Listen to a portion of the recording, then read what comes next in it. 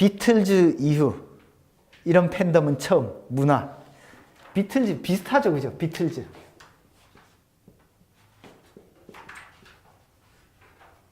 BTS잖아.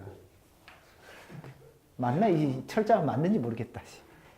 그죠? 희한하게 또 비슷해요, 단어가. 비틀즈. 방탄소년단의 음악이 이렇게 전 세계적으로 먹히는 이유는 그 내용의 어떤 뭐 폭력성이나 뭐 이런 걸 떠나서 전 세계의 다양한 문화들이 한국의 음악이라는 것 속에서 짬뽕으로 막 섞여 있기 때문에 그래. 그러니까 우리나라에 좋게 말하면 어떤 다양성의 능력, 다양한 것들을 품는 능력, 나쁘게 말하면 낸비근성이 어떻게 우리나라 속에서 활활 타오른 거죠. 그러니까 전 세계 어떤 나라 사람이 보더라도 뭔가 새로우면서 익숙한 그런 느낌을 조금 가져다 주나 봐요. 저는 까놓고 이야기해서 방탄소년단의 음악을 처음부터 끝까지 들어본 적이 없어요. 지나가다가 뭐 듣기는 했지만. 근데 이런 문화적인 어떤 전 세계 사람들이 한국 문화를 즐긴다라고 하는 건 한국 문화 속에 내재된 어떤 힘 혹은 에너지들이 있다라는 거고, 그게 뭔지는 나중에 추후적으로 뭐 철학자나 인문학자들이 분석을 하겠죠.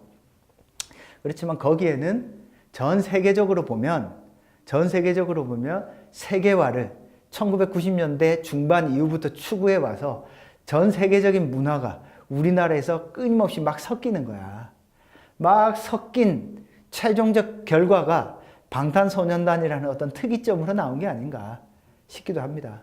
결국 우리나라만큼, 앞에서도 잠깐 이야기했지만 우리나라만큼 세계적인 문화가 동양과 서양의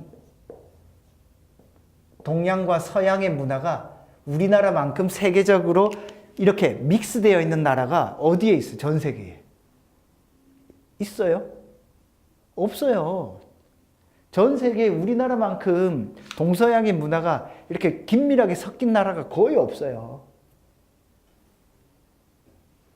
그러다 보니까 동양에서도 거부감이 덜하고 서양에서도 거부감이 덜한 그런 독특한 문화를 만들어내는 것.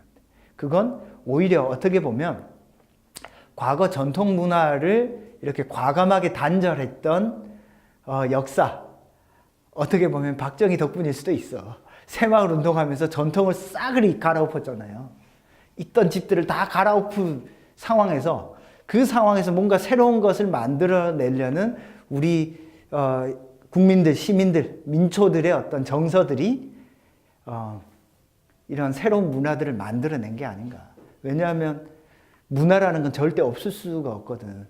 사람은 자기들만의 고유한 방식을 만들어내려고 해요. 근데 6.25 전쟁을 겪으면서 싸그리 기존에 있던 문화들을 확 갈아엎었잖아.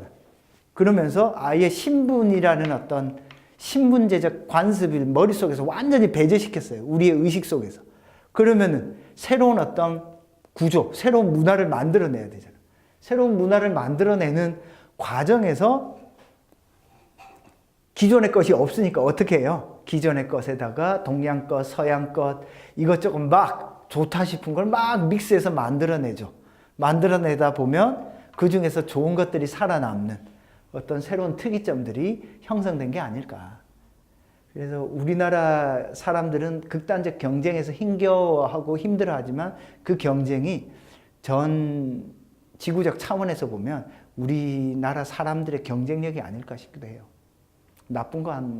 저는 뭐 나쁜 건 아닌 것 같아요. 그게 오히려 우리나라 사람들의 어떤 강인한 힘이라고 저는 볼 수도 있을 것 같습니다. 그래도 뭔가를 하잖아, 우리나라 사람들 보면.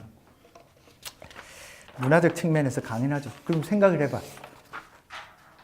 방탄소년단은 적어도 30년은 먹고 살아. 아무것도 안 해도 내가 볼 때는. 오케이, 여기까지 합시다.